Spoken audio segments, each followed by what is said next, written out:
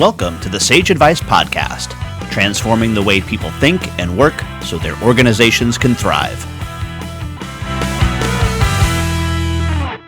Well, hi, everyone, and welcome to our podcast slash webcast since COVID-19 has been happening. For those of you who are watching on the Sage Accountants Facebook page, we welcome you as well. With me today is Gary Boomer. Gary, you and I spoke just as COVID was breaking down, so welcome back to the podcast. Well, thank you. It's great to be here. So first question that I have for you is, what have you learned about the accounting profession since COVID-19? Maybe what's surprised you or maybe what hasn't surprised you? Well, I think there have been some surprises. There's also been some really substantiation of thoughts I had prior to this pandemic. And I think the big one, and it's kind of a surprise as well as substantiation of my predictions early on, is how quickly the profession went from physical to virtual. And by that, I mean, we were right in the middle of tax season.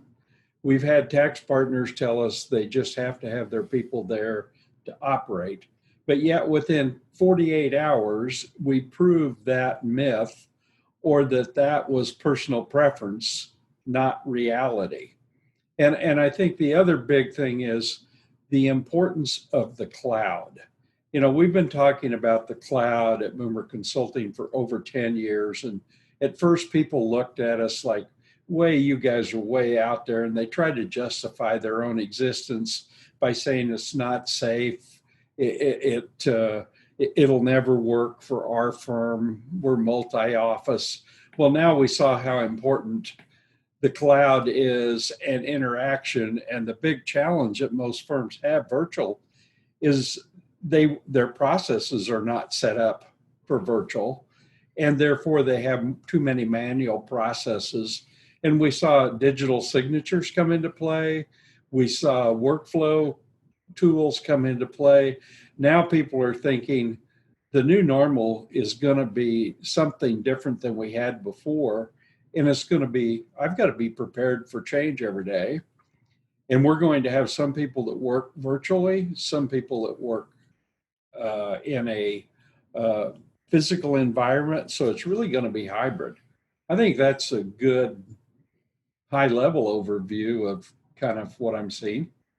Sure. It's so interesting with the cloud, you know, and I think it was either you or someone at one of your conferences said this one time. It's like, well, you know, what you don't see when you hear about cloud services that have problems or outages for 15 or 45 minutes and people throw that at you as a well, what you don't see is the tens of thousands of hard drives that crash every day that we don't hear about, right? Because it's not happening in one place, it's happening in 10,000 disparate locations. And I think what effectively happened with COVID was, well, all of a sudden, we now have to have access to this remotely by definition. It definitely emphasized the importance of security and privacy, and how many things aren't very secure and private when you carry them around in a briefcase or they're on paper. So the first step is, if you're not digital, you got to be digital if you're going to survive and move into the future. Sure. So let me ask you this, though. You mentioned that you think there's going to be a hybrid, but what is not going to stick? What are we going to go back to? What do you think we're going to say? Yeah, that worked while we had to be at home, but now that we don't have to, we're going to go back to this. Well, I think our marketing message and compelling value proposition to our clients today is going to be driven by consulting and advisory services rather than transactional and compliance services. And it's much easier to sell transactional compliance with a message about advisory and consulting than it is vice versa. And I think many of us were brought up in a profession where we were really order takers, and we thought we were better at sales and customer experience than we really are. But when you put on your team these unique abilities in marketing, sales, data analytics, project or engagement management, the whole client experience just explodes and gets much better.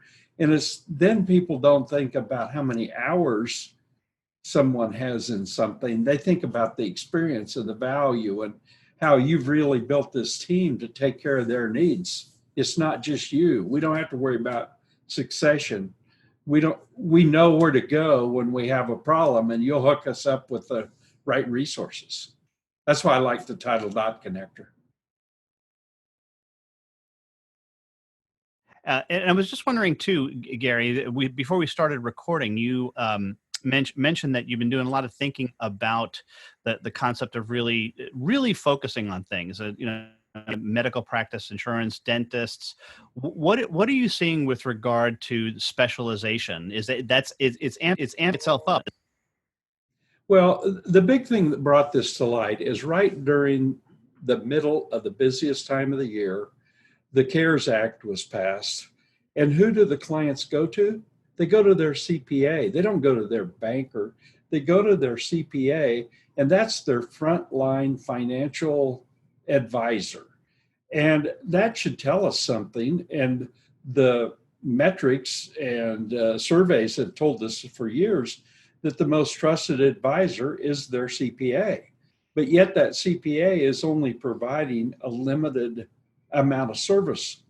So one of the things I mentioned to you before we start is my thought process has been most firms, and I've proven this for the last 10 years, have too many clients, not enough clients, and they're not doing enough services for their best clients. They're too focused on saving the world and because somebody comes in and willing to pay $300 or $500 for a 1040, they take that client because they can do it. They say it's not that difficult to work. But what if they took those hours and took it towards their top 20% of their clientele?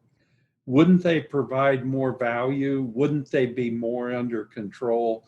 Wouldn't they not have to work overtime? And it would be much more attractive to the clients as well as to the new people coming into the profession.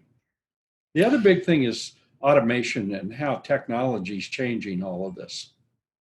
Yeah, no, it's interesting. And my colleague at Veris Institute, Tim Williams, has had this great phrase for a while and about professionals wanting to be both McDonald's and Ruth's Chris at the same time. And of course, those are both great places. I mean, one for fast food that's consistently okay, and the other, for great food. But pricing is different. How you run the operation is completely different. And I think, unfortunately, he's right that far too many professional firms, as accountants, they'll take all comers. They're extraordinarily driven on, hey, if we take care of the top line, the bottom line will manage itself. And that's just not ever been true. But I think we're seeing that in spades now.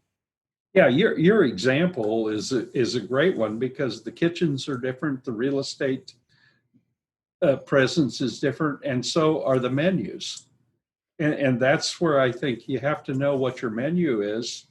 And just because clients need something doesn't mean that you should be the one to provide it. But if you can package it in to a bundle of goods and services, then it can be profitable, and that's what you're interested in. Otherwise, you get taken to all these tasks that clients have commoditized or being automated, and then they don't want to pay you the fees or the value that you deserve. Yeah, and again, going back to Tim, because he comes from the background of advertising firms, and we've seen this. The top ad firms are bifurcating into two separate organizations. You have Ogilvy that has kept its mothership, Ogilvy and Mather, but then they've created the brand called Red, which is the block and tackle type stuff. Resize a banner ad, all that kinds of things, and they've created a separate brand for that kind of stuff. And I think that's what one of the things that those who are afraid of, quote, losing customers might want to think about doing is creating a separate brand. Keep your firm as the high end brand, and then maybe create something else that's a lower end that you can push those customers down to that want to pay less but also require less service. But I would even go further with that, Ed. I would say, should all firms be in some of the traditional services? In other words, it costs a lot to keep people trained for Yellow Book and the traditional audit and accounting services. Now, I think that it's great that that fits in some firms, but it doesn't fit in all. And we can't just have a model that goes across every CPA firm in the country. It's going to be different, but the small businesses out there are the ones where the jobs are being created. They're also the ones that need advisory and consulting services. And that just plays into how you deliver it, how you build the team. And most firms today have added technical skills whenever there was opportunity. I'm telling you, add the technical skills, but put them in project management, sales and marketing, data analytics. Don't put them in bookkeeping and accounting. Build your team, and that will give you more opportunities, not only in the general market, but I think in the niches. And I think the niche markets are exciting today because there's so much data. And I want to ask you about that. You were kind enough to send me a white paper that has not been released, still in draft mode. It'll be out shortly. One of the 10 things that you listed that I'd like you to talk about and explore is predictive and descriptive analytics being a key differentiator. Well, this was brought home to me before COVID.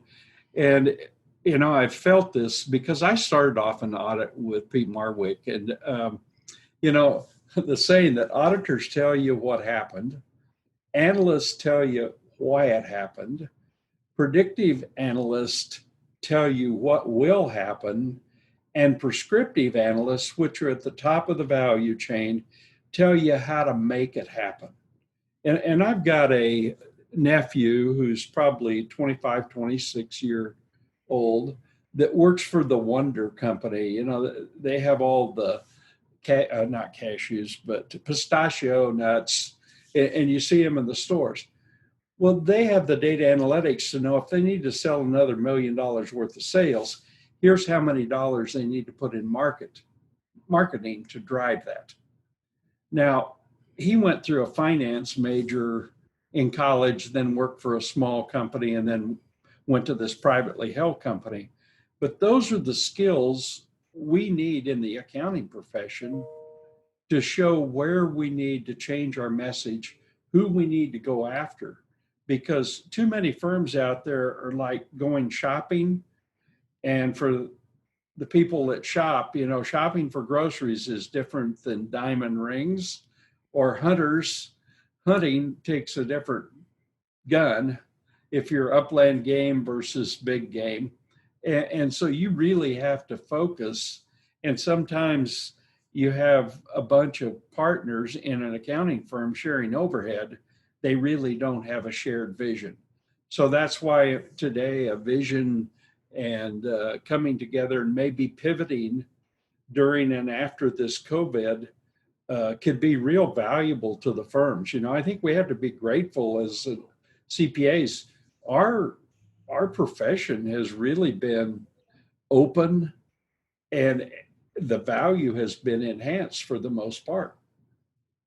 Sure. And as you know, Gary, we have an exit question that we ask all of our guests, and I am going to actually put another imposition on you because I remember who the last, I think 2 times were that you said Charlie Tremendous Jones. So other than Charlie Tremendous Jones, who is a hero of yours and why are they a hero? Well, I would say Dan Sullivan is definitely a hero. He's the founder of Strategic Coach. I've been in that program for 25 years. We have, I think, 7 or 8 people in the program.